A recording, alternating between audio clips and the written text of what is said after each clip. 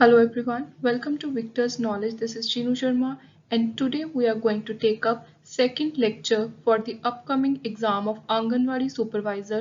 So ਅੱਜ ਦੇ ਇਸ ਲੈਕਚਰ ਦੇ ਵਿੱਚ ਆਪਾਂ ਚਾਈਲਡ ਕੇਅਰ ਐਂਡ ਪ੍ਰੋਟੈਕਸ਼ਨ ਦਾ ਜਿਹੜਾ ਟੌਪਿਕ ਹੈ ਉਹ ਕਵਰ ਕਰਾਂਗੇ। So we are starting with who is a child. So ਜਦੋਂ ਆਪਾਂ child care, child development, child protection ਦੀ ਗੱਲ ਕਰ ਰਹੇ ਹਾਂ ਤਾਂ ਉੱਥੇ ਸਭ ਤੋਂ ਪਹਿਲਾਂ ਆਪਣੇ ਲਈ ਇਹ ਜਾਣਨਾ ਬਹੁਤ ਜ਼ਰੂਰੀ ਹੈ ਵੀ ਇੱਕ ਚਾਈਲਡ ਦਾ ਕੀ ਮਤਲਬ ਹੈ। ਸੋ ਨਾਰਮਲ ਆਮ ਭਾਸ਼ਾ ਦੇ ਵਿੱਚ ਤਾਂ ਚਾਈਲਡ ਇੱਕ ਬੱਚਾ, ਪਰ ਜਦੋਂ ਆਪਾਂ ਲਾਅ ਦੀ ਲੀਗਲ ਭਾਸ਼ਾ ਕਰੀਏ ਜਾਂ ਆਪਾਂ ਗਵਰਨਮੈਂਟਲ ਅਥਾਰਟੀਜ਼ ਦੀ ਗੱਲ ਕਰੀਏ ਕਿ ਉਹ ਚਾਈਲਡ ਕਿਹਨੂੰ ਮੰਨਦੇ ਨੇ ਤਾਂ ਆਪਾਂ ਇਹਦੇ ਲਈ ਕੁਝ ਇੰਟਰਨੈਸ਼ਨਲ ਤੇ ਨੈਸ਼ਨਲ ਲਾਅਸ ਦੀ ਗੱਲ ਕਰਾਂਗੇ ਜਿਹਦੇ ਅੰਦਰ ਚਾਈਲਡ ਨੂੰ ਡਿਫਾਈਨ ਕੀਤਾ ਗਿਆ। ਉਹਦੀ ਡੈਫੀਨੇਸ਼ਨ ਹੈ ਵੀ ਕਿੰਨੀ ਉਮਰ ਤੋਂ ਨੀਚੇ ਵਾਲੇ ਬੱਚੇ ਨੂੰ ਆਪਾਂ ਚਾਈਲਡ ਦੀ ਕੈਟੇਗਰੀ 'ਚ ਲੈ ਕੇ ਆਵਾਂਗੇ। ਸੋ ਜੇ ਆਪਾਂ ਇੰਟਰਨੈਸ਼ਨਲ ਲਾਅ ਦੀ ਗੱਲ ਕਰੀਏ ਤਾਂ ਜਿਹੜਾ ਚਾਈਲਡ ਰਾਈਟ ਕਨਵੈਨਸ਼ਨ ਦਾ ਆਰਟੀਕਲ 1 ਹੈ। ਸੋ ਜਿਹੜੇ ਆਰਟੀਕਲ ਨੰਬਰ ਨੇ ਤੇ ਕਨਵੈਨਸ਼ਨਸ ਦੇ ਨਾਮ, ਲਾਅਸ ਦੇ ਨਾਮ, ਇਹ ਐਗਜ਼ਾਮਸ ਦੇ ਲਈ ਇਕੁਅਲੀ ਇੰਪੋਰਟੈਂਟ ਹੈ। ਸੋ ਇਹਦੇ ਮੁਤਾਬਿਕ ਚਾਈਲਡ ਦਾ ਮਤਲਬ ਹੈ ਹਰ ਉਹ ਹਿਊਮਨ ਬੀਇੰਗ, ਇਨਸਾਨ ਜਿਹੜਾ 18 ਸਾਲ ਤੋਂ ਨੀਚੇ ਦੀ ਉਮਰ ਦਾ unless under the law applicable to child maturity is attained earlier। ਸੋ ਜੇ ਹੁਣ ਆਪਾਂ ਨੈਸ਼ਨਲ ਲਾਅਸ ਦੀ ਗੱਲ ਕਰੀਏ ਤਾਂ ਉੱਥੇ ਵੀ ਜਿਹੜੀ ਚਾਈਲਡ ਦੀ ਡੈਫੀਨੇਸ਼ਨ ਹੈ ਉਹ ਇਹੀ ਕਹੀ ਗਈ ਹੈ ਕਿ ਚਾਈਲਡ ਦਾ ਮਤਲਬ ਹੈ ਐਨੀਵਨ, ਕੋਈ ਵੀ ਜਿਹਨੇ 18 ਸਾਲ ਤੋਂ ਨੀਚਲੀ ਉਮਰ ਦੀ ਕੈਟੇਗਰੀ ਚ ਆਉਂਦਾ ਜੋ ਵੀ। So a child is also defined as anyone under 18 years of age। So ਜਿਹਨੇ 18 ਸਾਲ ਦੀ ਉਮਰ ਨੂੰ ਕ੍ਰਾਸ ਨਹੀਂ ਕੀਤਾ ਉਹ ਚਾਈਲਡ ਹੈ। ਤੇ ਇੰਡੀਅਨ ਲਾਅਸ ਕਿਹੜੇ-ਕਿਹੜੇ ਨੇ? Number 1 juvenile justice care and protection of children act 2015 ਜਿਹਨੂੰ ਆਪਾਂ JJ ਐਕਟ ਕਹਿੰਦੇ ਆ। ਨੈਸ਼ਨਲ ਪਾਲਿਸੀ ਫॉर ਚਿਲਡਰਨ 2013 ਇਹਦੇ ਅੰਦਰ ਵੀ ਚਾਈਲਡ ਨੂੰ 18 ਤੋਂ ਨੀਚੇ ਦੀ ਉਮਰ ਵਾਲੇ ਨੂੰ ਕਿਹਾ ਗਿਆ ਹੈ। ਦੈਨ ਇੱਕ ਹੋਰ ਐਕਟ ਹੈ protection of children from sexual offences act, POCSO act ਜਿਹਨੂੰ ਆਪਾਂ ਕਹਿੰਦੇ ਆ 2012 ਦਾ। ਸੋ ਹੁਣ ਆਪਾਂ ਆਪਣਾ ਜਿਹੜਾ ਮੇਨ ਟੌਪਿਕ ਹੈ ਚਾਈਲਡ ਕੇਅਰ ਐਂਡ ਪ੍ਰੋਟੈਕਸ਼ਨ ਦਾ ਉਹ ਡਿਸਕਸ ਕਰਾਂਗੇ। ਸੋ ਚਾਈਲਡ ਪ੍ਰੋਟੈਕਸ਼ਨ ਦਾ ਕੀ ਮਤਲਬ ਹੈ? ਇਹਦਾ ਮਤਲਬ ਹੈ ਕਿ ਕਿਸੇ ਵੀ ਬੱਚੇ ਨੂੰ, ਬੱਚਾ 18 ਸਾਲ ਤੋਂ ਨੀਚੇ ਦੀ ਉਮਰ ਦਾ, ਉਹਨੂੰ ਆਪਾਂ ਨੇ ਵਾਇਲੈਂਸ ਤੋਂ, ਕਿਸੇ ਤਰ੍ਹਾਂ ਦੀ ਹਿੰਸਾ ਤੋਂ, ਐਕਸਪਲੋਇਟੇਸ਼ਨ ਤੋਂ, ਅਬਿਊਜ਼ ਤੋਂ ਜਾਂ ਫਿਰ ਨਿਗਲੈਕਟ ਤੋਂ ਜਦੋਂ ਸੇਫਗਾਰਡ ਕਰਨਾ ਹੈ, ਉਹਨੂੰ ਬਚਾ ਕੇ ਰੱਖਣਾ ਹੈ, ਉਹਨੂੰ ਆਪਾਂ ਕਵਾਂਗੇ child care and protection. So child ਇੱਕ ਬੱਚੇ ਦੀ ਪੂਰੀ ਤਰ੍ਹਾਂ ਦੀ ਦੇਖਭਾਲ ਦਾ ਸਿਰਫ ਇਹ ਮਤਲਬ ਨਹੀਂ ਹੈ ਕਿ ਤੁਸੀਂ ਉਹਨੂੰ ਇੱਕ ਵਧੀਆ ਤਰੀਕੇ ਦੀ ਰੋਟੀ ਪ੍ਰੋਵਾਈਡ ਕਰ ਰਹੇ ਹੋ, ਉਹਨੂੰ ਐਜੂਕੇਸ਼ਨ ਪ੍ਰੋਵਾਈਡ ਕਰ ਰਹੇ ਹੋ। ਇਹਦੇ ਵਿੱਚ ਕਨਸੈਪਟ ਮੇਨ ਆਉਂਦਾ ਪ੍ਰੋਟੈਕਸ਼ਨ ਦਾ ਕਿ ਬੱਚੇ ਨੂੰ ਤੁਸੀਂ ਫਿਜ਼ੀਕਲੀ, ਮੈਂਟਲੀ ਕਿਸੇ ਤਰ੍ਹਾਂ ਦੇ ਨਾਲ ਕੋਈ ਨੁਕਸਾਨ ਨਹੀਂ ਪਹੁੰਚਾਉਣਾ। ਸੋ ਜਿਹੜੀ UN ਕਨਵੈਨਸ਼ਨ ਹੈ ਔਨ ਰਾਈਟਸ ਆਫ ਚਾਈਲਡ, ਇਹਦਾ ਆਰਟੀਕਲ 19 ਹੈ, ਉਹ ਇੱਕ ਪ੍ਰੋਪਰ ਡੈਫੀਨੇਸ਼ਨ ਦਿੰਦਾ ਹੈ ਚਾਈਲਡ ਪ੍ਰੋਟੈਕਸ਼ਨ ਦੀ। ਉਹ ਕਹਿ ਰਿਹਾ ਹੈ it provides for the protection of children in and out of the home. One of the ways to ensure this by giving them quality education, the fourth of UN Sustainable Development Goal, in addition to other child protection system. Child protection system are a set of usually government-run services designed to protect children and young people who are underage and to encourage family stability. So United Nations Convention ਦੇ ਮੁਤਾਬਿਕ ਇੱਕ child ਦੀ care ਤੇ protection ਦਾ ਮਤਲਬ ਹੈ ਪਹਿਲੀ ਚੀਜ਼ ਕਿ ਆਪਾਂ ਬੱਚੇ ਨੂੰ ਇੰਨੀ ਵਧੀਆ ਕੁਆਲਿਟੀ ਐਜੂਕੇਸ਼ਨ ਦਈਏ ਕਿ ਕੱਲ ਨੂੰ ਜੇ ਉਹਦੇ ਨਾਲ ਕੋਈ ਪ੍ਰੋਟੈਕਸ਼ਨ ਨੂੰ ਲੈ ਕੇ ਕੋਈ ਪ੍ਰੋਬਲਮ ਆਉਂਦੀ ਆ, ਉਹਨੂੰ ਕੋਈ ਅਬਿਊਜ਼ ਕਰਨ ਦੀ ਕੋਸ਼ਿਸ਼ ਕਰ ਰਿਹਾ ਹੈ ਤਾਂ ਉਹ ਬੱਚਾ ਅਵੇਅਰ ਹੋਵੇ ਕਿ ਉਹਨੇ ਆਪਣੇ ਆਪ ਨੂੰ ਕਿਵੇਂ ਬਚਾਉਣਾ। ਦੂਜੀ ਚੀਜ਼, ਜਿਹੜੇ ਚਾਈਲਡ ਪ੍ਰੋਟੈਕਸ਼ਨ ਸਿਸਟਮ ਨੇ ਉਹ ਵੀ ਹਰ ਦੇਸ਼ ਵਿੱਚ ਆਪਣੇ ਵੱਲੋਂ ਕੰਮ ਕਰ ਰਹੇ ਨੇ ਬੱਚਿਆਂ ਦੀ ਪ੍ਰੋਟੈਕਸ਼ਨ ਲਈ। ਨਾਲ ਹੀ ਉਰੇ ਫੈਮਿਲੀ ਦਾ ਬਹੁਤ ਇੰਪੋਰਟੈਂਟ ਕਨਸੈਪਟ ਆਉਂਦਾ। ਜਦੋਂ ਵੀ ਆਪਾਂ ਚਾਈਲਡ ਕੇਅਰ ਪ੍ਰੋਟੈਕਸ਼ਨ ਦੀ ਗੱਲ ਕਰ ਰਹੇ ਹਾਂ ਤਾਂ ਬੱਚੇ ਦੀ ਜਿਹੜੀ ਕੇਅਰ ਹੈ, ਪ੍ਰੋਟੈਕਸ਼ਨ ਹੈ, ਉਹ ਉਹਦੇ ਪਰਿਵਾਰ ਚੋਂ ਹੀ ਸ਼ੁਰੂ ਹੁੰਦੀ ਹੈ।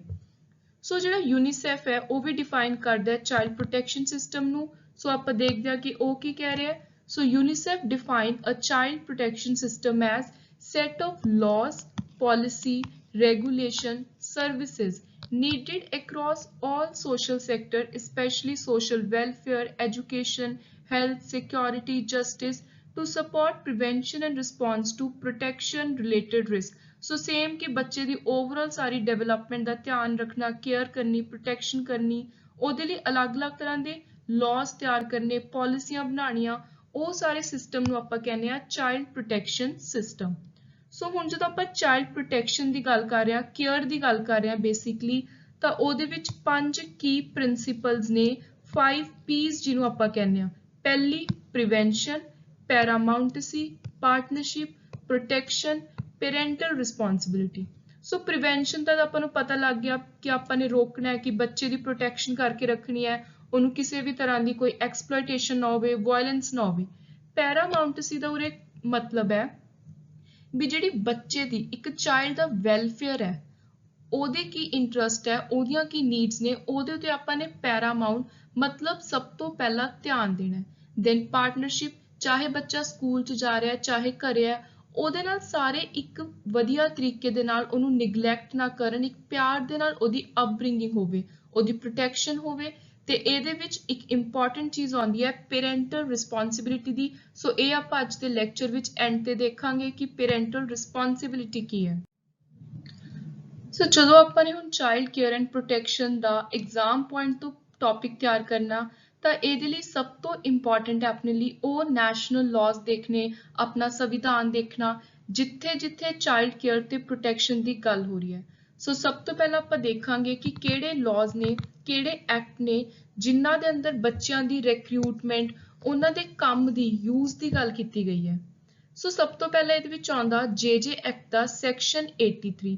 ਇਹ ਕਹਿ ਰਿਹਾ any non-state self-styled militant group or outfit declared as such by central government if recruit or use any child for any purpose shall be liable for rigorous imprisonment for a term which may extend to 7 years, shall also be liable to fine of 5 lakh rupees। ਸੋ ਉਰੇ ਗੱਲ ਹੋ ਰਹੀ ਹੈ ਵੀ ਕੋਈ ਵੀ non state ਜਾਂ ਕੋਈ ਆਪਣੇ ਆਪ ਨੂੰ ਮਿਲੀਟੈਂਟ ਗਰੁੱਪ ਦੇ ਤੌਰ ਤੇ ਕਿਸੇ ਨੇ ਤਿਆਰ ਕੀਤਾ ਹੋਇਆ ਹੈ, ਸੋ ਕਿਸੇ ਵੀ ਇਹੋ ਜਿਹੀ ਜਗ੍ਹਾ ਤੇ ਕਿਸੇ ਬੱਚੇ ਦਾ ਕੰਮ ਲੈਣਾ, ਉਹਨੂੰ ਰਿਕਰੂਟ ਕਰਨਾ ਬਿਲਕੁਲ ਇਲੀਗਲ ਹੈ। ਤੇ ਇਹਦੇ ਲਈ ਸਜ਼ਾ ਕਿੰਨੀ ਹੈ? 7 ਸਾਲ ਤੱਕ ਦੀ ਰਿਗਰਸ ਕੰਪਲੈਕਸ ਇੰਪ੍ਰਿਜ਼ਨਮੈਂਟ ਹੋ ਸਕਦੀ ਹੈ, ਨਾਲ ਹੀ 5 ਲੱਖ ਤੱਕ ਦਾ ਫਾਈਨ ਹੋ ਸਕਦਾ ਹੈ। ਦੈਨ ਆਰਟੀਕਲ 21 ਜਿਹੜਾ ਗੱਲ ਕਰਦਾ ਹੈ right to life and liberty ਦੀ। ਸੋ ਇਹ ਗੱਲ ਕਰਦਾ ਹੈ ਵੀ ਕੋਈ ਵੀ ਪਰਸਨ ਹੈ ਜਿਹੜਾ ਇੰਡੀਆ 'ਚ ਰਹਿ ਰਿਹਾ, ਉਹਨੂੰ ਆਪਾਂ ਉਹਦੀ ਲਾਈਫ ਤੇ ਪਰਸਨਲ ਲਿਬਰਟੀ ਤੋਂ ਡਿਪਰਾਈਵ ਨਹੀਂ ਕਰ ਸਕਦੇ, ਉਹਨੂੰ ਉਹਦੇ ਤੋਂ ਰੋਕ ਨਹੀਂ ਸਕਦੇ, ਉਹ ਚੀਜ਼ ਉਹਦਾ ਇੱਕ ਬੇਸਿਕ ਫੰਡਾਮੈਂਟਲ ਰਾਈਟ ਹੈ। ਸੋ ਉਰੇ ਹੁਣ ਆਪਾਂ ਇਹਨੂੰ ਚਿਲਡਰਨ ਦੇ ਨਾਲ ਕਿਵੇਂ ਰਿਲੇਟ ਕਰਨਾ ਹੈ? ਜੇ ਕੋਈ ਬੱਚਾ ਚਾਈਲਡ ਲੇਬਰ ਵਿੱਚ ਜਾਊਗਾ ਤਾਂ ਉਹਦੀ ਉੱਥੇ ਪਰਸਨਲ ਲਿਬਰਟੀ ਨਹੀਂ ਹੈ, ਜੋ ਬੱਚੇ ਦਾ ਇੱਕ ਬਚਪਨ ਹੈ ਉਹ ਸਾਰਾ ਖਰਾਬ ਹੋ ਜਾਂਦਾ ਹੈ, ਉਹਦੀ ਕੋਈ ਜ਼ਿੰਦਗੀ ਨਹੀਂ ਰਹਿੰਦੀ। So right to life and liberty ਇਸ ਤਰ੍ਹਾਂ ਦੇ ਨਾਲ ਜੇ ਆਪਾਂ ਕਿਸੇ ਚਿਲਡਰਨ ਤੋਂ ਕੰਮ ਕਰਵਾਉਂਦੇ ਹਾਂ ਤਾਂ ਉਹਦੇ ਅਗੇਂਸਟ ਜਾਂਦਾ ਹੈ। Then Article 22 on the protection against arrest and detention in certain cases। Then Article 21A very important। ਸੋ ਇਹ ਗੱਲ ਕਰ ਰਿਹਾ ਹੈ ਕਿ ਜਿਹੜੀ ਸਟੇਟ ਹੈ ਉਹ ਹਰ ਬੱਚੇ ਨੂੰ ਜਿਹੜਾ 6 ਤੋਂ ਲੈ ਕੇ 14 ਸਾਲ ਤੱਕ ਦੀ ਉਮਰ ਦਾ ਹੈ, ਉਹਨੂੰ ਕੰਪਲਸਰੀ ਤੇ ਫ੍ਰੀ ਪੜ੍ਹਾਈ ਪ੍ਰੋਵਾਈਡ ਕਰਵਾਓ। ਸੋ ਜਿਹੜੇ ਆਰਟੀਕਲ 41, 45, 46 ਨੇ ਕਨਸਟੀਟਿਊਸ਼ਨ ਦੇ, ਜਿਹੜੇ ਡਾਇਰੈਕਟਿਵ ਪ੍ਰਿੰਸੀਪਲਸ ਨਾਲ ਰਿਲੇਟਡ ਨੇ, ਇਹ ਵੀ ਕਿਤੇ ਨਾ ਕਿਤੇ ਡਾਇਰੈਕਟਲੀ ਇਨਡਾਇਰੈਕਟਲੀ ਐਜੂਕੇਸ਼ਨ ਦੇ ਨਾਲ ਰਿਲੇਟਡ ਹੈ। ਸੋ ਇਹ ਸਾਰੇ ਆਰਟੀਕਲਸ ਮਿਲ ਕੇ ਗੱਲ ਕਰਦੇ ਨੇ ਕਿ ਆਪਾਂ ਨੇ ਜਦੋਂ ਬੱਚੇ ਦੀ ਚਾਈਲਡ ਕੇਅਰ ਐਂਡ ਪ੍ਰੋਟੈਕਸ਼ਨ ਕਰਨੀ ਹੈ ਤਾਂ ਉੱਥੇ ਮੇਨ ਇੰਡੀਅਨ ਜਿਹੜਾ ਕਨਸਟੀਟਿਊਸ਼ਨ ਹੈ ਉਹ ਗੱਲ ਕਰ ਰਿਹਾ ਹੈ ਕਿ ਇਹਦੇ ਵਿੱਚ ਸਭ ਤੋਂ ਜ਼ਰੂਰੀ ਹੈ ਬੱਚੇ ਨੂੰ ਐਜੂਕੇਸ਼ਨ ਪ੍ਰੋਵਾਈਡ ਕਰਵਾਉਣੀ। ਸੋ ਨੈਕਸਟ ਇੱਕ ਹੋਰ ਬਹੁਤ ਇੰਪੋਰਟੈਂਟ ਆਰਟੀਕਲ ਹੈ 23, ਜਿਹੜਾ ਬਾਰ-ਬਾਰ ਐਗਜ਼ਾਮਸ ਵਿੱਚ ਜਦੋਂ ਵੀ ਆਪਾਂ ਚਾਈਲਡ ਦੀ ਗੱਲ ਕਰਦੇ ਹਾਂ, ਟ੍ਰੈਫਿਕਿੰਗ ਦੀ ਗੱਲ ਕਰਦੇ ਹਾਂ, ਤਾਂ ਇਸ ਆਰਟੀਕਲ ਉੱਤੇ ਕੁਐਸਚਨ ਪੁੱਛਿਆ ਜਾਂਦਾ ਹੈ। ਸੋ ਇਹ ਹੈ ਆਰਟੀਕਲ 23, ਜਿਹੜਾ ਰੋਕਦਾ ਹੈ ਵੀ ਕੋਈ ਵੀ ਟ੍ਰੈਫਿਕਿੰਗ ਨਹੀਂ ਕਰ ਸਕਦਾ, ਸੇਲ ਪਰਚੇਜ਼ ਨਹੀਂ ਕਰ ਸਕਦਾ ਹਿਊਮਨ ਬੀਇੰਗਸ ਦੀ, ਕੋਈ ਫੋਰਸਡ ਲੇਬਰ, ਬੌਂਡਡ ਲੇਬਰ ਨਹੀਂ ਹੋ ਸਕਦੀ, ਕੋਈ ਬੰਧੂਆ ਮਜ਼ਦੂਰੀ ਨਹੀਂ ਕਰਵਾ ਸਕਦਾ। ਸੋ ਇਹਦੇ ਵਿੱਚ ਬੈਗਿੰਗ ਵਗੈਰਾ ਵੀ ਸਾਰੀ ਪ੍ਰੋਹਿਬਿਟਡ ਹੈ। ਸੋ ਇਹ ਵੀ ਗੱਲ ਕਰ ਰਿਹਾ ਚਾਈਲਡ ਕੇਅਰ ਤੇ ਪ੍ਰੋਟੈਕਸ਼ਨ ਦੀ। ਸੋ ਆਰਟੀਕਲ 24 ਇਹ ਸਿੱਧਾ ਡਾਇਰੈਕਟਲੀ ਗੱਲ ਕਰ ਰਿਹਾ ਹੈ on the prohibition of employment of children in factories etc. So no child below the age of 14 years shall be employed to work in any factory or mine or engaged in any hazardous, so जो भी dangerous employment है ਉੱਥੇ 14 ਸਾਲ ਤੋਂ ਛੋਟਾ ਬੱਚਾ ਕੰਮ ਨਹੀਂ ਕਰ ਸਕਦਾ। ਸੋ ਇਹ ਆਰਟੀਕਲ ਵੀ ਬਹੁਤ ਜ਼ਿਆਦਾ ਇੰਪੋਰਟੈਂਟ ਹੈ। ਦੈਨ ਆਰਟੀਕਲ 39 ਇਹ ਗੱਲ ਕਰ ਰਿਹਾ ਹੈ ਕਿ ਜਿਹੜੀ ਸਟੇਟ ਹੈ ਉਹ ਇਸ ਤਰ੍ਹਾਂ ਦੀਆਂ ਪਾਲਿਸੀਆਂ ਬਣਾਊਗੀ ਜਿਹਦੇ ਵਿੱਚ ਉਹ ਇਨਸ਼ੋਰ ਕਰੂਗੀ, ਕੀ ਇਨਸ਼ੋਰ ਕਰੂਗੀ? ਚਿਲਡਰਨ ਨੇ ਜਿਹੜੇ ਟੈਂਡਰ ਏਜ ਤੇ ਉਹਨਾਂ ਦੀ ਹੈਲਥ ਤੇ ਸਟਰੈਂਥ, ਜੇ ਕੋਈ ਕੰਮ ਕਰ ਰਿਹਾ ਕਿਤੇ ਤਾਂ ਉਹਨਾਂ ਦੇ ਇਕਨੋਮਿਕ ਇੰਟਰਸਟ ਦਾ ਧਿਆਨ ਰੱਖਿਆ ਜਾਊਗਾ। Children are given opportunity and facility to develop in a healthy manner. ਬੱਚੇ ਇੱਕ ਸਹੀ ਨਿਊਟ੍ਰੀਸ਼ੀਅਸ ਡਾਈਟ ਲੈਣ, ਇੱਕ ਹੈਲਦੀ ਮੈਨਰ ਦੇ ਵਿੱਚ ਵੱਡੇ ਹੋਣ, ਉਹਨਾਂ ਨੂੰ ਫਰੀडम ਮਿਲੇ, ਉਹਨਾਂ ਦਾ ਚਾਈਲਡਹੁੱਡ ਜਿਹੜਾ ਬਚਪਨਾ ਹੈ ਉਹ ਇੱਕ ਡਿਗਨੀਫਾਈਡ ਮੈਨਰ ਦੇ ਨਾਲ ਬਤੀਤ ਹੋਵੇ। ਸੋ ਇਹ ਸਾਰੀਆਂ ਚੀਜ਼ਾਂ ਦਾ ਧਿਆਨ ਰੱਖਣ ਦੀ ਜ਼ਿੰਮੇਵਾਰੀ ਦਿੱਤੀ ਹੈ ਸਟੇਟ ਗਵਰਨਮੈਂਟਸ ਨੂੰ। So now when we're talking about child care and protection, ਤਾਂ protection ਦੇ ਵਿੱਚ ਸਭ ਤੋਂ important ਜਿਹੜੀ ਚੀਜ਼ ਹੈ ਬੱਚਿਆਂ ਨੂੰ ਲੈ ਕੇ ਉਹ ਹੈ ਉਹਨਾਂ ਨੂੰ sexual abuse ਤੋਂ ਬਚਾਉਣਾ। ਤੇ ਇਹਦੇ ਲਈ ਇੰਡੀਅਨ ਲਾਅ ਦੇ ਅੰਦਰ ਇੱਕ important ਐਕਟ ਹੈ POCSO act 2012 the, protection of children from sexual offence act। ਇੱਕ important fact ਜੋ ਇਸ ਐਕਟ ਦੇ ਨਾਲ ਤੁਸੀਂ ਯਾਦ ਰੱਖਣਾ ਹੈ ਉਹ ਇਹ ਹੈ ਵੀ ਜਿਹੜਾ ਇਹ ਐਕਟ ਹੈ ਇੱਕ ਜੈਂਡਰ ਨਿਊਟਰਲ ਐਕਟ ਹੈ। Gender neutral ਦਾ ਮਤਲਬ ਹੈ that irrespective of gender, no matter you are a girl or a boy, ਤੁਹਾਡਾ ਜਿਹੜਾ ਕੇਸ ਹੈ sexual abuse ਦਾ ਉਹ ਇਸ ਐਕਟ ਦੇ ਅੰਦਰ ਹੈਂਡਲ ਕੀਤਾ ਜਾਓ। ਤੇ ਜੇ ਆਪਾਂ ਕ੍ਰਿਮੀਨਲ ਲਾਅ ਦੀ ਗੱਲ ਕਰੀਏ ਤਾਂ ਜਿਵੇਂ ਰੇਪ ਹੈ ਉਹਦੀ ਡੈਫੀਨੇਸ਼ਨ 375 ਦੈਨ 376 IPC ਦੇ ਵਿੱਚ ਉਹਦੀ ਪਨਿਸ਼ਮੈਂਟ ਹੈ। ਸੋ ਇਹ ਸਾਰੇ ਵੀ ਡਾਇਰੈਕਟਲੀ ਚਾਈਲਡ ਪ੍ਰੋਟੈਕਸ਼ਨ ਦੇ ਲਈ ਇਨੈਕਟਮੈਂਟ ਕੀਤੀਆਂ ਗਈਆਂ ਨੇ। ਦੈਨ ਜਿਹੜਾ ਸੈਕਸ਼ਨ 42 ਹੈ ਪੋਕਸੋ ਐਕਟ ਦਾ ਉਹ ਇਹ ਕਹਿੰਦਾ ਵੀ ਜੇ ਜਿਹੜਾ offender ਹੈ ਉਹਦਾ ਗਿਲਟ ਹੈ ਜਿਹੜਾ ਪ੍ਰੂਵ ਹੋ ਗਿਆ ਕਿ ਹਾਂ ਉਹਨੇ ਗਲਤੀ ਕੀਤੀ ਹੈ, ਸੋ ਜਿਹੜੀ ਸਜ਼ਾ ਹੈ ਉਹ ਹੁਣ ਉਹਨੂੰ ਪੋਕਸੋ ਦੇ ਅੰਦਰ ਮਿਲੂ ਜਾਂ ਫਿਰ IPC ਦੇ ਅੰਦਰ। ਸੋ ਦੋਨਾਂ ਦੇ ਵਿੱਚੋਂ ਜਿਹਦੇ ਵਿੱਚ ਵੀ ਜ਼ਿਆਦਾ ਪਨਿਸ਼ਮੈਂਟ ਹੋਊਗੀ ਉਹ ਐਕਟ ਦੇ ਅੰਦਰ ਉਹਨੂੰ ਪਨਿਸ਼ ਕੀਤਾ ਜਾਊਗਾ। So such offence shall be liable to punishment that is greater in degree under either of these law। So ਜਦੋਂ ਆਪਾਂ child sexual abuse ਦੀ ਗੱਲ ਕਰਦੇ ਹਾਂ ਤਾਂ ਤੁਸੀਂ ਦੇਖ ਸਕਦੇ ਹੋ ਵੀ ਕਿੰਨੇ ਸਟ੍ਰਿਕਟ ਨੇ ਆਪਣੇ ਜਿਹੜੇ ਪਾਲਿਸੀਜ਼ ਨੇ ਲਾਜ਼ ਨੇ। ਸੋ ਉਹ ਕਹਿੰਦੇ ਨੇ ਵਿਦ ਨੋ ਮੈਟਰ ਤੁਸੀਂ ਪੋਕਸੋ ਐਕਟ ਦੇ ਅੰਦਰ ਆਪਣਾ ਕੇਸ ਲੈ ਕੇ ਆਏ ਜਾਂ IPC ਦੇ ਅੰਦਰ ਲੈ ਕੇ ਆਏ, ਜਿੱਥੇ ਵੀ ਜ਼ਿਆਦਾ ਪਨਿਸ਼ਮੈਂਟ ਹੈ ਉੱਥੇ ਜਿਹੜਾ ਗਿਲਟੀ ਪਰਸਨ ਹੈ ਉਹਨੂੰ ਜ਼ਿਆਦਾ ਪਨਿਸ਼ਮੈਂਟ ਦੇ ਨਾਲ ਅੰਦਰ ਕੀਤਾ ਜਾਊ। ਸੋ ਨੈਕਸਟ ਹੁਣ ਆਪਾਂ ਗੱਲ ਕਰਾਂਗੇ ਉਹ ਬੱਚਿਆਂ ਦੀ ਜਿਨ੍ਹਾਂ ਤੋਂ ਕੋਈ ਗਲਤੀ ਹੋ ਗਈ, ਉਹ ਜੁਵੀਨਾਈਲ ਕੈਟੇਗਰੀ ਚ ਆਉਂਦੇ ਨੇ, ਉਹਨਾਂ ਨੂੰ ਰਿਹੈਬਿਲਿਟੇਸ਼ਨ ਸੈਂਟਰਸ ਦੇ ਵਿੱਚ ਪਾਇਆ ਗਿਆ। ਸੋ ਜਿਹੜੇ ਉਹ ਬੱਚੇ ਨੇ ਉਹਨਾਂ ਨੂੰ ਵੀ ਲੀਗਲ ਸਰਵਿਸ ਇੰਸਟੀਟਿਊਸ਼ਨਸ ਦੇ ਥਰੂ ਜਿਹੜੀ ਪ੍ਰੋਪਰ ਲੀਗਲ ਏਡ ਮੁਹੱਈਆ ਕਰਵਾਈ ਜਾਂਦੀ ਹੈ, ਉਹਨਾਂ ਨੂੰ ਲਾਇਰਸ ਮੁਹੱਈਆ ਕਰਵਾਏ ਜਾਂਦੇ ਨੇ। ਸੋ ਉਹ ਸਾਰੇ ਵੀ ਇੱਕ ਚਿਲਡਰਨ ਦੀ ਪ੍ਰੋਟੈਕਸ਼ਨ ਦੇ ਅੰਡਰ ਹੀ ਆਉਂਦਾ। So this is under section 83C of JJ Act। Then a similar responsibility rests with, so ਬੱਚਿਆਂ ਦੀ protection care ਦੇ ਲਈ child welfare committees ਵੀ ਬਣਾਈਆਂ ਗਈਆਂ ਨੇ JJ Act ਦੇ ਅੰਦਰ for children in need of care and protection। This is very very important provision।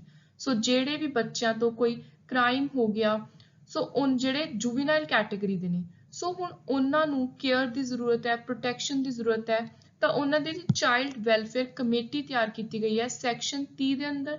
Then section 21 ਹੈ ਜਿਹੜਾ JJ Act ਦਾ ਉਹ prohibit ਕਰਦਾ death penalty for children। So this is also very important section। Then in even such a situation as per section 20 of JJ Act, child will be detained within the juvenile justice system until the age of 21 year। So ਉਰੇ ਹੁਣ ਗੱਲ ਹੋ ਰਹੀ ਹੈ ਇਸ statement the that no child in conflict with law can be sent to a prison except where a 16 to 18-year-old is transferred to and tried by children court and is found guilty of committing a heinous offence। So ਕਹਿੰਦੇ 16 ਸਾਲ ਤੱਕ ਤਾਂ ਆਪਾਂ ਜੇਲ੍ਹ 'ਚ ਭੇਜਣਾ ਹੀ ਨਹੀਂ, ਆਪਾਂ ਨੇ ਰਿਹੈਬਿਲਿਟੇਸ਼ਨ ਸੈਂਟਰ 'ਚ ਰੱਖਣਾ ਹੈ। ਪਰ ਜੇ 16 ਤੋਂ 18 ਸਾਲ ਦਾ ਕੋਈ ਬੱਚਾ ਹੈ ਜਿਹਨੇ ਕੋਈ ਬਹੁਤ ਜ਼ਿਆਦਾ ਹੀਨੀਅਸ ਕੋਈ ਬਹੁਤ ਖਤਰਨਾਕ offense ਕੀਤਾ ਹੈ, ਜਿਵੇਂ ਰੇਪ ਵਗੈਰਾ, ਕੋਈ ਗੈਂਗ ਰੇਪ ਦਾ ਹਿੱਸਾ ਸੀ, ਸੋ ਉਹਨੂੰ ਤੁਸੀਂ ਪ੍ਰਿਜ਼ਨ 'ਚ ਪਾ ਸਕਦੇ ਹੋ। ਪਰ ਜਿਹੜਾ ਪ੍ਰਿਜ਼ਨ ਦਾ ਸਿਸਟਮ ਹੋਊਗਾ ਉਹ 21 ਸਾਲ ਤੋਂ ਬਾਅਦ ਪਾ ਸਕਦੇ ਹੋ। ਚਾਹੇ ਕਿਸੇ ਨੇ ਹੀਨੀਅਸ offense ਕੀਤਾ ਹੈ, ਤੁਸੀਂ ਉਹਨੂੰ ਜੁਵੀਨਾਈਲ ਜਸਟਿਸ ਸਿਸਟਮ ਦੇ ਅੰਦਰ ਹੀ ਰੱਖੋਗੇ until the age of 21 year। ਸੋ ਜੇ ਕੋਈ 16 ਤੋਂ 18 ਸਾਲ ਦੇ ਬੱਚੇ ਨੇ ਜਿਹੜਾ ਜੁਵੀਨਾਈਲ ਹੈ ਉਹਨੇ ਕੋਈ ਸੀਰੀਅਸ offense ਵੀ ਕੀਤਾ ਤਾਂ ਵੀ ਤੁਸੀਂ ਉਹਨੂੰ 21 ਸਾਲ ਤੱਕ ਪ੍ਰਿਜ਼ਨ ਦੇ ਵਿੱਚ ਨਹੀਂ ਪਾ ਸਕਦੇ। ਸੋ ਹੁਣ ਆਪਾਂ ਗੱਲ ਕਰ ਰਹੇ ਹਾਂ ਚਾਈਲਡ ਕੇਅਰ ਐਂਡ ਪ੍ਰੋਟੈਕਸ਼ਨ ਦੀ। ਸੋ ਆਪਾਂ ਨੇ ਇਹ ਤਾਂ ਦੇਖ ਲਿਆ ਵੀ ਕਿੱਥੇ ਕਿੱਥੇ ਬੱਚਿਆਂ ਦੀ ਚਾਈਲਡ ਕੇਅਰ ਤੇ ਪ੍ਰੋਟੈਕਸ਼ਨ ਦੀ ਗੱਲ ਹੋ ਰਹੀ ਹੈ। ਸੋ ਹੁਣ ਉਹਨਾਂ ਨੂੰ ਕਿਸ ਤਰ੍ਹਾਂ ਦੇ ਅਬਿਊਜ਼ਸ ਦਾ ਸਾਹਮਣਾ ਕਰਨਾ ਪੈਂਦਾ, ਉਹਨਾਂ ਦੀ ਪ੍ਰੋਟੈਕਸ਼ਨ ਦੇ ਲਈ ਕਿਹੜੇ ਅਬਿਊਜ਼ ਨੇ ਜਿਨ੍ਹਾਂ ਤੋਂ ਆਪਾਂ ਨੇ ਬੱਚਿਆਂ ਨੂੰ ਬਚਾਉਣਾ। ਸੋ ਸਭ ਤੋਂ ਪਹਿਲਾਂ ਆਪਾਂ ਦੇਖਾਂਗੇ ਚਾਈਲਡ ਅਬਿਊਜ਼ ਦਾ ਮਤਲਬ ਕੀ ਹੈ। ਚਾਈਲਡ ਅਬਿਊਜ਼ ਦਾ ਮਤਲਬ ਹੈ ਕਿਸੇ ਬੱਚੇ ਦੇ ਨਾਲ ਕੋਈ ਦੁਰਵਿਵਹਾਰ ਕਰ ਰਿਹਾ ਹੈ, ਕੋਈ ਇਲ ਟ੍ਰੀਟਮੈਂਟ ਕਰ ਰਿਹਾ ਹੈ, ਨਿਗਲੈਕਟ ਕਰ ਰਿਹਾ ਹੈ, ਜਿਹਦੇ ਕਰਕੇ ਬੱਚੇ ਨੂੰ ਫਿਜ਼ੀਕਲੀ, ਕੋਈ ਬੋਡੀਲੀ, ਸੈਕਸ਼ੂਅਲੀ ਜਾਂ ਫਿਰ ਮੈਂਟਲੀ, ਇਮੋਸ਼ਨਲੀ ਕੋਈ ਇੰਜਰੀ ਜਾਂ ਹਾਰਮ ਹੋ ਰਿਹਾ ਹੈ। ਸੋ ਇਹ ਸਾਰੀਆਂ ਚੀਜ਼ਾਂ ਨੇ ਜਿਹੜੀਆਂ ਚਾਈਲਡ ਅਬਿਊਜ਼ ਵਿੱਚ ਆਉਂਦੀਆਂ ਨੇ। ਸੋ ਤੁਸੀਂ ਇਹ ਜਿਹੜੇ ਇੱਕ ਫੈਕਟ ਹੈ ਇੰਪੋਰਟੈਂਟ ਦਿਮਾਗ 'ਚ ਰੱਖਣੇ ਐਗਜ਼ਾਮ ਲਈ ਕਿ ਚਾਈਲਡ ਅਬਿਊਜ਼ ਦਾ ਮਤਲਬ ਸਿਰਫ ਸੈਕਸ਼ੂਅਲ ਅਬਿਊਜ਼ਮੈਂਟ ਜਾਂ ਫਿਜ਼ੀਕਲੀ ਨਹੀਂ ਹੈ। ਚਾਈਲਡ ਅਬਿਊਜ਼ ਦੇ ਅੰਦਰ ਮੈਂਟਲ, ਇਮੋਸ਼ਨਲ ਇੰਜਰੀ ਬਹੁਤ ਜ਼ਿਆਦਾ ਇੰਪੋਰਟੈਂਟ ਰੋਲ ਪਲੇ ਕਰਦੀ ਹੈ। ਸੋ ਚਾਈਲਡ ਅਬਿਊਜ਼, ਪਹਿਲੀ ਚੀਜ਼ ਨਿਗਲੈਕਟ, ਦੂਜੀ ਚੀਜ਼ ਫਿਜ਼ੀਕਲ, ਤੀਜੀ sexual and fourth is emotional. So ਹੁਣ ਆਪਾਂ ਇਹਨਾਂ ਦੇ ਕੀ ਹੁੰਦੇ ਨੇ ਕੈਟੇਗਰੀਜ਼ ਤੇ ਇਹਨਾਂ ਦਾ ਬਿਹੇਵੀਅਰਲ ਇਫੈਕਟ ਕੀ ਪੈਂਦਾ ਹੈ, ਸੋ ਉਹ ਹੁਣ ਆਪਾਂ ਅੱਗੇ 1 ਬਾਏ 1 ਦੇਖਾਂਗੇ। ਸੋ ਸਭ ਤੋਂ ਪਹਿਲਾਂ ਆਪਾਂ ਦੇਖਦੇ ਹਾਂ ਫਿਜ਼ੀਕਲ ਅਬਿਊਜ਼। ਸੋ ਆਪਾਂ ਨੂੰ ਕਿੱਥੋਂ ਪਤਾ ਚੱਲਦਾ ਹੈ, ਕਿਹੜੇ ਇੰਡੀਕੇਟਰਸ ਨੇ ਜਿਨ੍ਹਾਂ ਨੂੰ ਦੇਖ ਕੇ ਪਤਾ ਚੱਲਦਾ ਹੈ ਕਿ ਕਿਸੇ ਬੱਚੇ ਦੇ ਨਾਲ ਕੋਈ ਫਿਜ਼ੀਕਲੀ ਇੰਜਰੀ ਹੋਈ ਹੈ, ਕੋਈ ਅਬਿਊਜ਼ ਹੋਇਆ। ਅਨਐਕਸਪਲੇਨਡ ਬਰੂਸਿਸ ਔਰ Bernays, particularly if they are recurrent। ਬੱਚੇ ਦੀ ਬਾਡੀ ਉੱਤੇ ਬਾਰ-ਬਾਰ ਤੁਹਾਨੂੰ ਨੀਲ ਪਏ ਦਿਖ ਰਹੇ ਨੇ, ਕੋਈ ਜਲੇ ਹੋਏ ਬਰਨਸ ਦਿਖ ਰਹੇ ਨੇ, ਕੋਈ ਜ਼ਖਮ ਦਿਖ ਰਹੇ ਨੇ ਤੇ ਉਹ ਬਾਰ-ਬਾਰ ਦਿਖ ਰਹੇ ਨੇ। ਇੱਕ ਵਾਰੀ ਤਾਂ ਆਪਾਂ ਮੰਨ ਸਕਦੇ ਹਾਂ ਕਿ ਚਲੋ ਬੱਚਾ ਗਿਰ ਗਿਆ, ਉਹਦੇ ਸੱਟ ਲੱਗ ਗਈ, ਖੇਲਦਾ ਹੋ ਸਕਦਾ ਹੈ, ਤੇ ਬੱਚਾ ਉਹਨਾਂ ਨੂੰ ਜਸਟੀਫਾਈ ਨਹੀਂ ਕਰ ਪਾ ਰਿਹਾ, ਐਕਸਪਲੇਨ ਨਹੀਂ ਕਰ ਪਾ ਰਿਹਾ, ਉਹ ਡਰ ਰਿਹਾ, ਉਹ ਤੁਹਾਨੂੰ ਦੱਸ ਨਹੀਂ ਰਿਹਾ। Secondly, human bite marks, welts or bald spots, unexplained lacerations, fractures and abrasions, then untreated injuries। So ਇਹ ਨੇ physical abuse ਦੇ ਕੁਝ important indicator। ਸੋ ਹੁਣ ਇਹਨਾਂ ਦੇ ਨਾਲ ਬੱਚੇ ਦੇ ਬਿਹੇਵੀਅਰ ਉੱਤੇ ਤੁਸੀਂ ਕਿੱਥੋਂ ਫਿਜ਼ੀਕਲ ਅਬਿਊਜ਼ ਦਾ ਸਿਰਫ ਤੁਸੀਂ ਫਿਜ਼ੀਕਲ ਇੰਡੀਕੇਟਰ ਤੋਂ ਹੀ ਪਤਾ ਨਹੀਂ ਲਗਾ ਸਕਦੇ। ਕਈ ਵਾਰੀ ਫਿਜ਼ੀਕਲ ਇੰਡੀਕੇਟਰਸ ਦੀ ਬਜਾਏ ਤੁਸੀਂ ਬਿਹੇਵੀਅਰ ਤੋਂ ਵੀ ਬੱਚੇ ਦੇ ਪਤਾ ਲਗਾ ਸਕਦੇ ਹੋ ਕਿ ਉਹਨੂੰ ਕੇਅਰ ਤੇ ਪ੍ਰੋਟੈਕਸ਼ਨ ਦੀ ਜ਼ਰੂਰਤ ਹੈ। Self destructive tendency, improbable excuse given to explain injury, chronic runaway, aggressive or withdrawn, fear of returning home, reluctant to have physical contact, clothing inappropriate to weather, want to hide part of body। Next is neglect। Physically constant hunger, ਬੱਚਾ ਹਮੇਸ਼ਾ ਭੁੱਖਾ ਰਹਿ ਰਿਹਾ, ਤੁਹਾਨੂੰ ਪਤਾ ਚੱਲ ਸਕਦਾ ਹੈ ਕਿ ਘਰੇ ਉਹਦੀ ਪ੍ਰੋਪਰ ਦੇਖਭਾਲ ਨਹੀਂ ਹੋ ਰਹੀ। Poor state of clothing, personal hygiene, untreated medical problem, emaciation, distended stomach, constant tiredness। Then behavioral indicator, tiredness and listlessness, lack of social relationship, compulsive stealing, begging, scavenging, frequently absent or late, low self-esteem। Emotional abuse, physical indicator, sudden speech disorder, sign of mutilation, solvent abuse, wetting or of soiling, attention seeking behavior, poor peer relationship। Behavior, neurotic behavior, rocking, hair twisting, thumb sucking, reluctance for parent liaison, fear of new situation, chronic runaway, inappropriate emotional response to painful situation। Sexual abuse, physical indicator, soreness or bleeding in genital or anal areas or in throat, torn, stained, bloody undergrowth, chronic ailments, stomach pain, headache, difficulty in walking or sitting, frequent urinary or yeast infection, vulnerable disease, unexplained pregnancy। Behavioral indicator, chronically depressed, suicidal, inappropriately seductive or precocious, sexually explicit language, low self-esteem, lack of confidence, self-devaluation, recurring nightmare, fear of the dark, outburst of anger, hysteria, overly protective to sibling। ਸੋ ਇਹ ਆਪਾਂ ਨੇ ਸਾਰਾ concept ਦੇਖਿਆ ਹੈ, child care and protection, important legislation, policy। Then we talked about ਕਿ child abuse ਕੀ ਹੈ, ਸੋ ਉਹਦੇ ਕਿਹੜੇ indicators ਨੇ।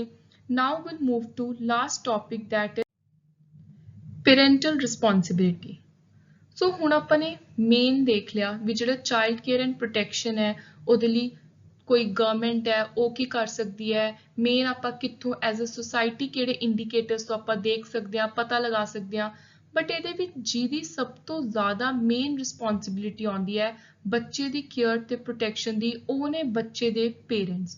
ਸੋ all mothers and most father, ਇਹ ਤੁਸੀਂ ਜਿਹੜੇ words ਨੇ ਨਾ ਇੰਗਲਿਸ਼ ਦੇ, ਇਹਨਾਂ ਦਾ ਧਿਆਨ ਰੱਖਣਾ ਹੈ ਵੀ all mother and most father have legal right and responsibility as a parent known as parental responsibility। ਸੋ ਪਹਿਲਾਂ ਤਾਂ ਤੁਹਾਡਾ ਇਹੀ important question ਬਣਦਾ ਕਿ ਬੱਚੇ ਦੀ parental responsibility ਦੀ, ਕਿਸੇ ਵੀ ਬੱਚੇ ਦੀ legal rights ਕਿਹਦੇ ਕੋਲ ਹੁੰਦੇ ਨੇ। ਸੋ legal rights mother ਕੋਲ ਹੁੰਦੇ ਨੇ, father ਕੋਲ legal rights ਸਿਰਫ ਉਦੋਂ ਹੋ ਸਕਦੇ ਨੇ ਜਾਂ ਤਾਂ mother ਦੀ death ਹੋ ਜਾਵੇ ਜਾਂ ਫਿਰ ਕੋਰਟ ਤੋਂ father ਨੂੰ order ਮਿਲ ਰਹੇ ਨੇ ਬੱਚੇ ਦੀ custody ਦੇ। ਸੋ ਜਦੋਂ ਤੱਕ mother ਜ਼ਿੰਦਾ ਹੈ ਤਾਂ ਉਦੋਂ ਤੱਕ ਸਪੈਸ਼ਲੀ 5 year ਤੱਕ ਦੀ ਏਜ ਦੇ ਬੱਚੇ ਲਈ ਜਿਹੜਾ ਮੇਨ ਲੀਗਲ ਰਾਈਟ ਹੈ ਬੱਚੇ ਉੱਤੇ, ਉਹ ਸਾਰਾ ਦਾ ਸਾਰਾ ਇੱਕ ਮਦਰ ਦਾ ਹੁੰਦਾ ਹੈ। So if you have parental responsibility, your most important role. So parental responsibility ਵਿੱਚ ਦੋ ਸਭ ਤੋਂ ਜ਼ਿਆਦਾ ਇੰਪੋਰਟੈਂਟ ਰੋਲ ਤੁਸੀਂ ਅਦਾ ਕਰਦੇ ਹੋ ਪੇਰੈਂਟਸ। ਇੱਕ ਤਾਂ ਹੈ ਬੱਚੇ ਨੂੰ ਘਰ provide home, protect and maintain the child. Then you are also responsible for disciplining, choosing and providing for child's education, agreeing to child's medical treatment, naming the child, agreeing to any change of name, looking after child's property. So ਇਹ ਸਾਰੀਆਂ ਤੁਹਾਡੇ responsibilities ਨੇ, ਪਰ ਤੁਹਾਡੇ ਦੋ important main roles ਕੀ ਨੇ? ਬੱਚੇ ਨੂੰ ਇੱਕ ਵਧੀਆ ਘਰ ਪ੍ਰੋਵਾਈਡ ਕਰਵਾਉਣਾ, ਹੋਮ ਦਾ ਮਤਲਬ ਹੈ ਕਿ ਉਹਨੂੰ ਹੋਮਲੀ ਮਾਹੌਲ ਵੀ ਪ੍ਰੋਵਾਈਡ ਕਰਾਉਣਾ, then ਉਹਦੀ protection ਤੇ maintenance care. So this was all about our second lecture. I hope you liked the video. Keep supporting Victor's Knowledge. Thank you and good luck.